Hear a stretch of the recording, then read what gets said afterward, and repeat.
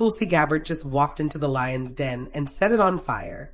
Live on national television, she exposed secrets Washington never wanted you to hear. The moment she dropped the truth, the room froze. What happened next? Unbelievable. Adam Schiff walked into the Capitol today with one goal: to take down Tulsi Gabbard before she takes down everything he has built. If that sounds dramatic, good, because that is exactly what this is. This is not just another political hearing.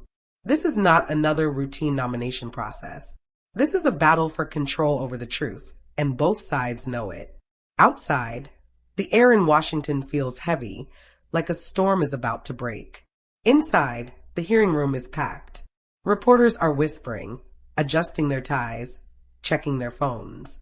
The cameras are in place, ready to broadcast every second. The tension in the air is almost physical. You can feel it like static before a lightning strike. At the center of it all sits Tulsi Gabbard. Calm, steady, hands folded neatly on the table. No flashy jewelry, no nervous tapping, just stillness. The kind of stillness that makes people nervous. She knows exactly where she is and exactly what is about to happen. Across from her, Adam Schiff enters the room. He walks with that smooth confidence he has perfected over the years. The same look he wore when he spent 3 years telling America there was proof of Russian collusion. Proof that never existed. But today, something is different. For a brief moment, just a flicker of a second, you can see it. The unease, the hesitation. Schiff may be a master of spin, but even he knows that today he is not the one holding the knife. The press calls this a high-stakes hearing. That is cute. This is not just about confirming a nominee. This is a test of how far the system will go to protect itself. And Schiff is the system's last line of defense. Tulsi is not just any nominee. She is a former Democrat, an Iraq War veteran, a woman who stood on a debate stage and ended Kamala Harris's career in under 60 seconds. And now, she has been nominated as the Director of National Intelligence, the person in charge of overseeing the very agencies that spent years spying on American citizens. The same agencies that interfered in elections, buried information, and manipulated the public. The nomination sent shockwaves through Washington. It was unexpected, it was bold, and it was dangerous for the people who want to keep their secrets buried. Schiff clears his throat, taps his microphone, and leans in. The cameras zoom closer. The moment has arrived. The hearing is now in session. Security is doubled. Officers stand near every entrance, their eyes scanning the room. The air is thick with whispers. Reporters lean in close to each other, scribbling notes, adjusting their cameras, waiting for something to happen. They are not here to observe. They are here to feed on the spectacle. Inside the hearing chamber, the tension is impossible to ignore. The room is packed. Rows of journalists, politicians, and aides sit shoulder to shoulder. Some pretend to be casual, flipping through documents, checking their watches. Others sit still, eyes locked on the woman at the center of it all. Tulsi Gabbard sits alone at the witness table. No papers, no laptop, no staff whispering in her ear. Just her, the microphone in front of her, and the weight of the moment pressing down on the room. She is calm, steady. Not a single muscle in her face betrays what she might be thinking. The Constitution sits folded in her pocket, pressed against the fabric of her navy blue suit. No flag pin, no unnecessary accessories, just presence. Some people walk into a room and demand attention. Tulsi does not have to. The energy shifts on its own. Across from her, Adam Schiff adjusts his microphone. He straightens a stack of papers, clears his throat, and leans forward. He has played this role before. The smooth talker, the man of integrity, the defender of democracy. But today, there is something else in his posture. Something in the way his fingers tap against the table. This hearing is supposed to be about national security, about qualifications, about vetting a nominee for a powerful position. But everyone in this room knows the truth. This is not about Tulsi's qualifications. It is about control, about sending a message, about making sure no one like her ever gets close to the levers of power. Schiff knows how this game is played. He has spent years perfecting it. He lifts his chin, glances at the cameras, and begins. "Ms. Gabbard," he says, his voice smooth, measured, almost sympathetic. "This committee convenes today not to engage in political theater, but to ensure that the person nominated for Director of National Intelligence can be trusted with our most sensitive secrets. This position is not symbolic. It is sacred." He pauses, lets the words hang in the air, lets the press take it in. "It requires not just competence, but loyalty," he continues. "Loyalty not to a person, not to a political party, but to the United States of America." Another pause. He looks down at his notes, pretending to choose his words carefully. Then he delivers the line he has been waiting to say. "So, let me ask you plainly. Are you loyal to the president or to the United States of America?" Silence. You can almost hear the excitement buzzing through the press gallery. This is it. The trap. The moment they will replay on every news channel. It is a question designed to be a weapon. No matter how Tulsi answers, she loses. If she says she is loyal to the president, she is branded a blind follower. If she says she is loyal to the country, they twist it into an admission that she does not fully support the administration she is about to serve. Tulsi does not answer right away. She does not rush to fill the silence. She blinks once, exhales, and slowly leans forward. The room waits. She does not look at Schiff. She does not glance at the cameras. She fixes her gaze on something deeper, something beyond the stage performance happening in front of her. When she speaks, her voice is clear, steady, and sharp. "I swore an oath to the Constitution of the United States," she says. "Not to the president, not to a party, and certainly not to a room full of politicians who have spent years using national security as a talking point while ignoring real threats to the American people." You can feel the room tighten. Schiff blinks. He expected pushback, but not like this. He was hoping for a stammer, for a hesitation, for a careful, calculated response that he could twist into a headline. Instead, she went straight for the truth, with no hesitation, no fear. From the press gallery, a few reporters exchange glances. One of them starts typing faster. The trap was set, but Tulsi did not step into it. She burned it to the ground. Schiff regains his composure. He shifts in his seat, crosses his hands, and forces a polite smile. He is not done. Not yet. "Well," he says, his voice still calm but with a hint of sharpness now. "That is a nice sentiment, Ms. Gabbard, but sentiments do not protect our country. Your past statements, your appearances on certain foreign news programs, your criticism of our intelligence agencies, these raise serious concerns." He leans forward, lowers his voice just enough to sound serious. "Some have accused you of aligning with hostile foreign interests. Are those accusations false?" The press gallery is silent. The question is another trap, another no-win scenario. Tulsi does not flinch. She does not roll her eyes or scoff.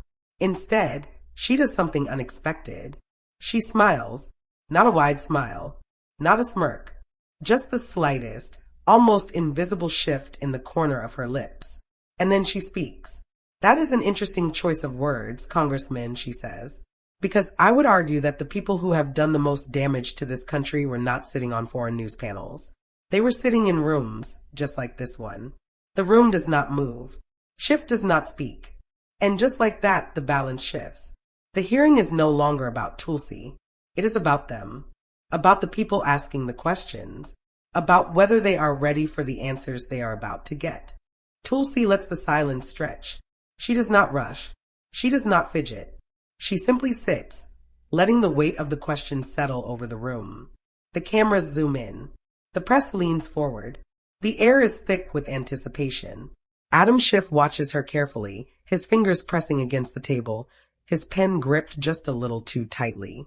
He is waiting for a mistake, a hesitation, a misstep he can seize on. Tulsi finally inhales, slow and deliberate. Then she leans into the microphone and speaks. "I swore an oath to the Constitution," she says, her voice steady. "Not to the president, not to a party, and certainly not to CNN." The words land like a thunderclap. The room tightens. A few reporters glance at each other. Others start scribbling furiously, already shaping the headlines. Schiff's jaw tenses. He does not react right away, but his grip on the pen betrays him. He was expecting a dodge. He got a direct hit instead.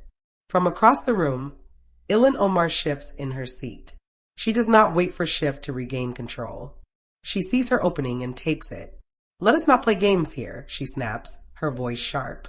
Tulsi Gabbard has been praised on Russian state television.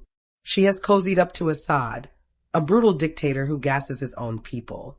The accusation hangs in the air. Schiff does not stop her. He does not need to. This is part of the playbook. The smear machine is shifting into gear. Tulsi is not just being questioned. She is being labeled, framed, packaged for the headlines that will flood the news cycle before this hearing even ends. Traitor, Russian asset, Assad's puppet. This is how the game is played. They do not have to prove anything. They just have to say it loud enough and often enough until it sticks. The reporters eat it up. Some nod as they type, their minds already forming the narrative. Others whisper into their microphones, preparing their live updates. Tulsi does not interrupt. She does not roll her eyes or scoff. She waits. Lets Omar finish. Lets the press absorb every word. Then, she leans forward, her expression unchanged. "That is interesting," she says, her voice calm. "It is interesting how every time someone speaks against the establishment, they suddenly become a foreign puppet." Omar shifts in her chair. Schiff glances at his papers, pretending to be uninterested. The room is silent now, waiting for what comes next. Tulsi continues. "I have been called a Russian asset, a puppet of Assad, a mouthpiece for Modi. I have even been accused of being controlled by a spiritual guru I have not spoken to in over a decade." A few reporters chuckle under their breath. Even one from the Atlantic smirks before quickly hiding it. "It is almost as if," she says, pausing just long enough, "Washington has a script. And anyone who refuses to follow it suddenly becomes an agent of a foreign power."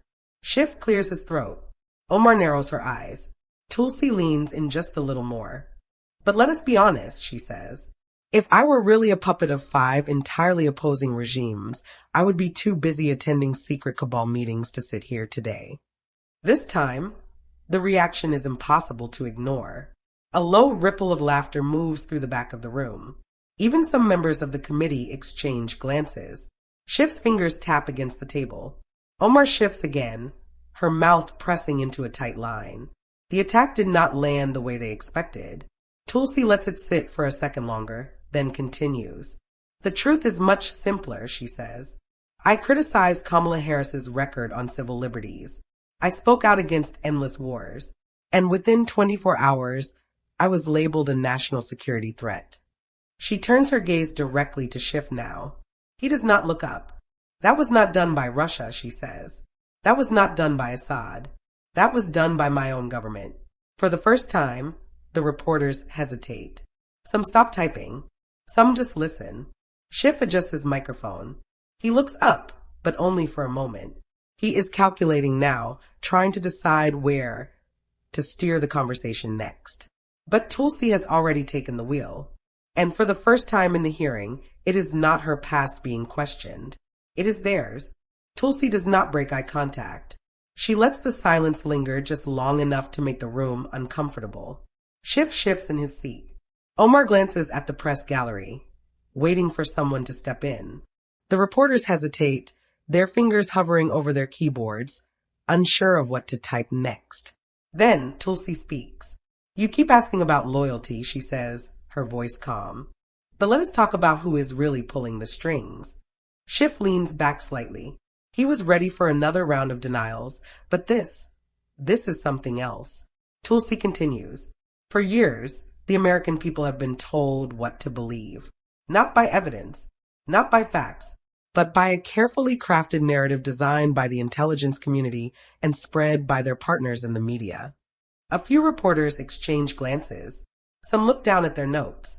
Others stop writing altogether. "We have seen this before," she says. "Over and over again." She pauses, then lays it out. "Russiagate," she says. "A hoax built on nothing. They told us for years that there was evidence of collusion. That Trump was a Russian asset. That our democracy had been hijacked. But when the investigations were done, when the classified documents were finally unsealed, What did we find? Nothing, because there was never anything there. Schiff clenches his jaw, but he stays silent. And then, Tulsi says, there was the Hunter Biden laptop story. The energy in the room shifts. The press gallery stiffens. Some reporters stop typing. Others glance at the committee members, waiting for a reaction. That laptop contained real evidence, she says. Emails, financial records, direct proof of shady business dealings involving a man who, at the time, was running for president of the United States. She leans forward, letting her words sink in. But instead of investigating it, instead of reporting the truth, the media called it Russian disinformation. Not because they had proof, not because they did their own research, but because 51 former intelligence officials signed a letter telling them what to say. A few journalists glance at each other. They know this part of the story. They remember the headlines, the late-night news segments, the Twitter bans. Tulsi lets them sit with that for a second. Then she continues. And let us not forget the biggest lie of all, she says. The one they have tried to keep hidden the longest. She reaches into the folder in front of her and pulls out a single sheet of paper. She slides it across the table, right in front of Schiff. This, she says, is the FISA warrant used to spy on Carter Page. Schiff does not move. The cameras zoom in, capturing the document now sitting in front of him. The justification for this warrant, Tulsi says, was a dossier paid for by the Clinton campaign. A dossier compiled by a foreign ex-intelligence officer. A dossier that was never verified. Schiff exhales sharply through his nose. He reaches for his microphone, trying to regain control. That claim, he says, has been reviewed extensively. Tulsi does not blink. Yes, she says, by the same people who committed the crime. The room goes still. Schiff presses his lips together, his fingers tapping against the table. He does not interrupt. He knows better now.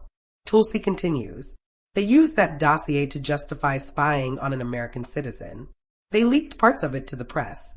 And the media, instead of questioning it, instead of doing their jobs, ran with it. They turned speculation into headlines, lies into breaking news. And when the truth finally came out, when it was proven that the entire thing was built on nothing, they moved on like it never happened. She turns her gaze toward the press gallery. No apologies, no retractions, no accountability. The reporters stare back at her. Some still type. Some just sit there, absorbing every word. Schiff clears his throat. He shifts in his chair. I think we have heard enough, he says. Tulsi tilts her head slightly, her expression unreadable. Of course you do, she says. Because the longer this conversation continues, the more the American people start to realize who the real puppeteers are. Schiff grips his pen a little tighter. The hearing is slipping out of his control, and he knows it. The narrative, the one they spent years crafting, is cracking in real time. And for the first time, they have no idea how to stop it. Schiff adjusts his tie, clears his throat, and leans in. His voice is calm, steady, the same polished tone he has used for years. But there's something else now, a slight edge, a tightening in his posture. You are questioning institutions that protect democracy, he says, his words slow, deliberate. Do you not see the danger in that? Tulsi does not move. She does not blink. She lets the weight of his questions settle over the room before answering. What I see, she says, her voice unwavering, is that those institutions have been used to target American citizens. And instead of protecting democracy, they have been protecting themselves. A murmur moves through the press gallery. A few reporters glance at each other. Others shift in their seats, unsure of where this is going. Tulsi does not wait for Schiff to respond. She continues. The FBI labeled traditional Catholics as potential extremists, not because they broke the law, not because they committed a crime, but because they attended Latin Massachusetts. Schiff tenses, but he does not interrupt. The Department of Justice monitored parents at school board meetings, she says, her voice sharp. Not because they were violent, not because they were criminals, but because they dared to challenge the government's decisions about their children. Somewhere in the back of the room, a chair scrapes against the floor. A reporter stops typing mid-sentence. And big tech, Tulsi says, worked directly with the government to silence journalists. Not because they were spreading lies, but because they were exposing the truth. Another pause.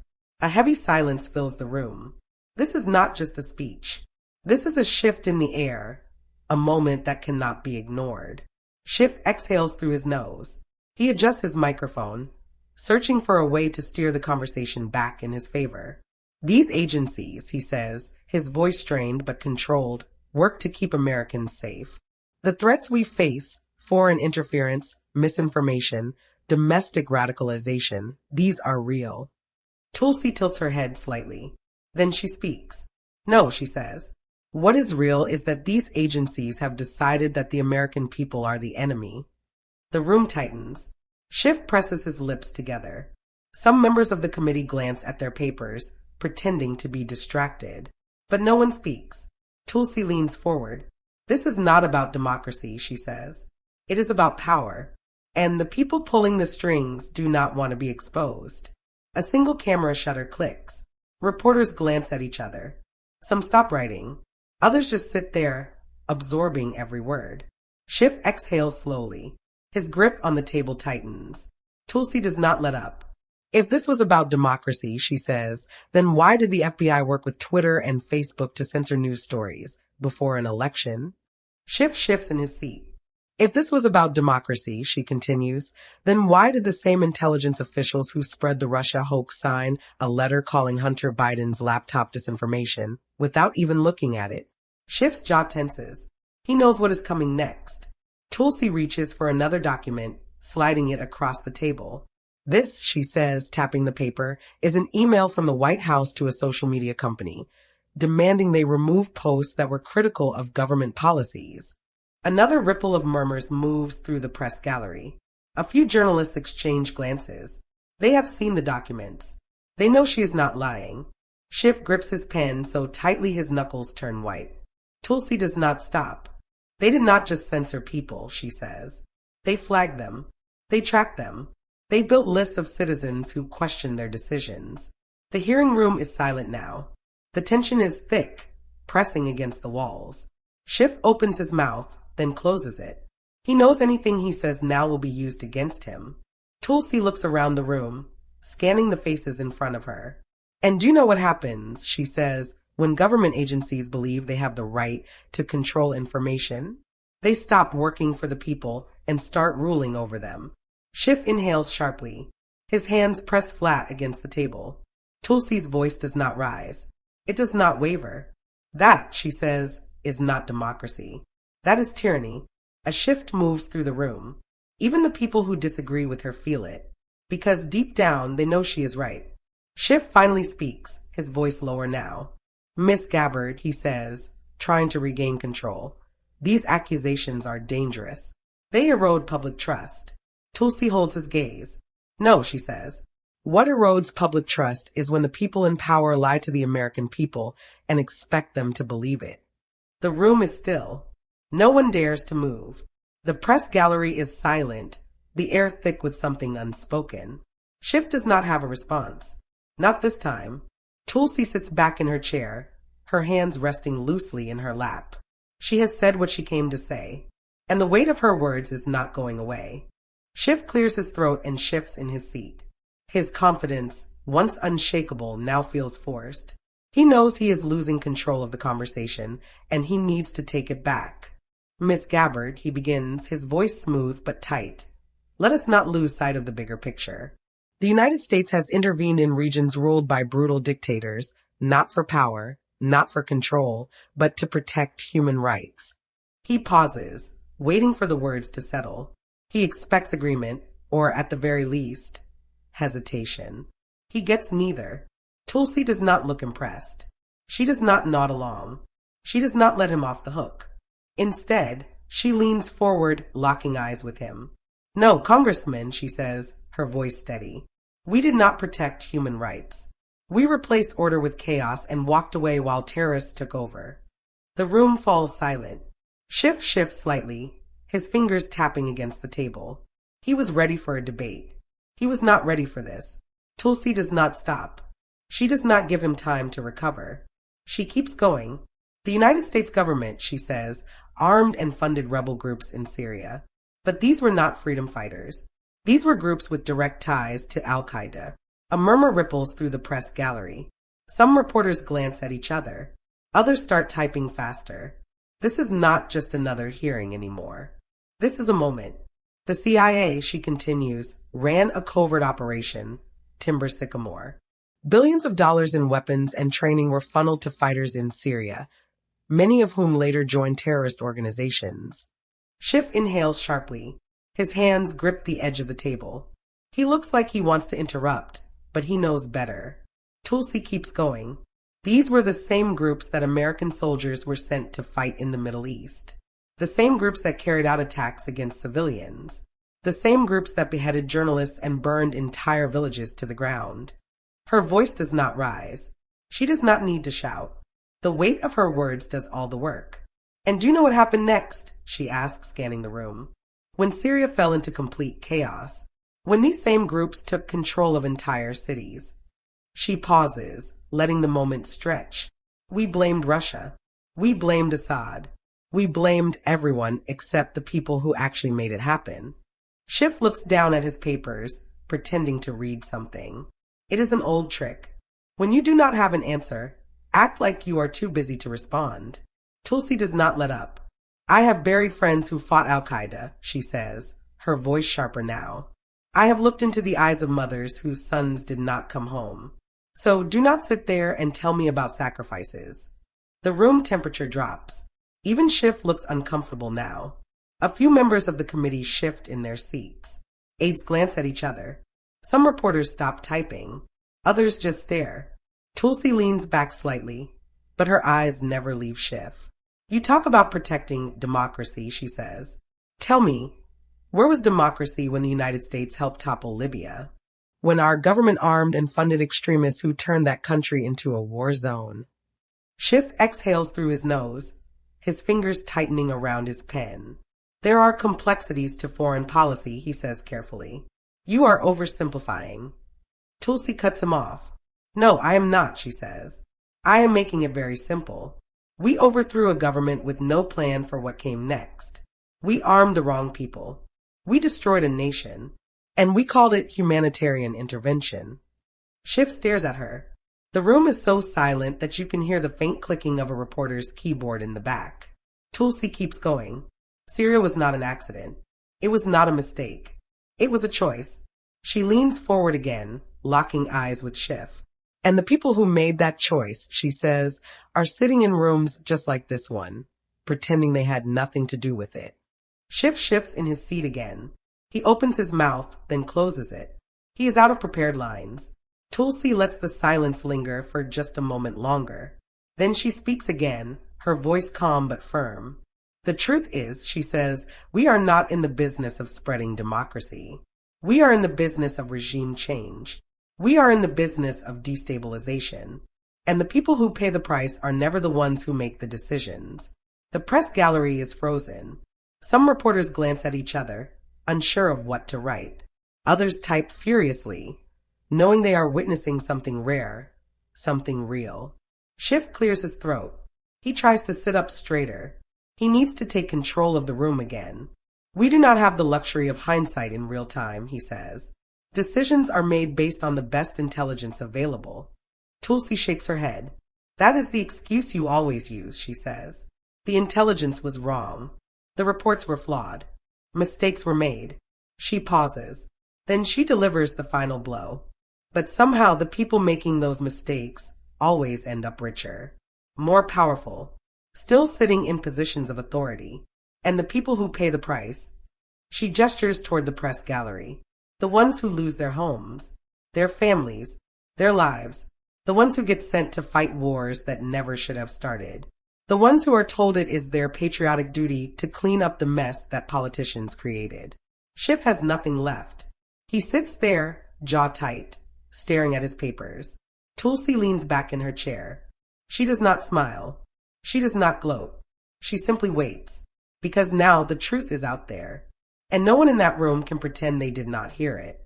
Ilhan Omar leans forward, her voice sharp, her frustration barely hidden. This is nonsense, she snaps. A collection of conspiracy theories wrapped in outrage. Miss Gabbard, you are not exposing corruption. You are spreading dangerous lies. The words hang in the air. Some reporters in the press gallery nod, eager to write their headlines. Others just sit there, watching, listening. Tulsi does not react. She does not roll her eyes. She does not raise her voice. She waits, letting the weight of the moment settle. Then, in a voice steady and clear, she responds. What undermines democracy is not dissent, she says. It is when corruption goes unpunished. The room goes still. Omar exhales sharply, sitting back in her chair. Schiff shifts uncomfortably. He knows Tulsi is not done. She looks around, her gaze moving slowly from one side of the room to the other. If you leak the truth, she says, you go to prison. A pause, a beat of silence. But if you lie under oath to Congress, she continues, you get a book deal. Somewhere in the back, a reporter stops typing. Another adjusts his tie, glancing at the senator beside him. The people in this room, Tulsi says, have not been held accountable for a single crime. No one moves. No one speaks. Because now, she is not just talking about policies. She is talking about them. Schiff inhales, then forces a smile. He straightens his papers, sits up a little taller, and tries to steady his voice. Miss Gabbard, he says, this hearing is not about your personal grievances. Tulsi leans forward slightly, her hands resting lightly on the table. Her expression does not change. Her voice does not waver. No, Congressman, she says. This is about making sure you can never do this again. The silence that follows is different now. It is not just discomfort. It is something deeper. Something final. Schiff looks down at his notes, but he does not read them. Omar crosses her arms. The press gallery is frozen, unsure of whether to write or just watch. And Tulsi? She leans back, calm, steady, knowing that the conversation has already changed. The truth is out, and no one in that room can pretend they did not hear it. I step onto the balcony, feeling the night air cut through my shirt. The city hums below, car horns in the distance, the faint glow of televisions flickering through apartment windows. I pull out a cigarette, light it, and take a slow drag. The show was over, but the story was not. Inside, the news plays on mute. Different channels, same talking points. Analysts arguing, headlines scrolling fast. The machine is already at work, trying to clean up the mess. Will Tulsi get confirmed? Maybe. Will the media destroy her reputation? Absolutely. That part is predictable. The think pieces are already being written. The late-night hosts will mock her. The party insiders will call her dangerous. The same people who spent years lying on camera will suddenly care about truth again. But something changed today. People watched a script fall apart in real time. They saw the polished mask of power slip, just for a moment. And once you see that, you do not forget it. The truth used to be easy to kill. A headline, a soundbite, a fact buried under 100 distractions. But after today, killing the truth quietly just got harder. I take another drag, watching the city below. Somewhere in a quiet room, Schiff is replay.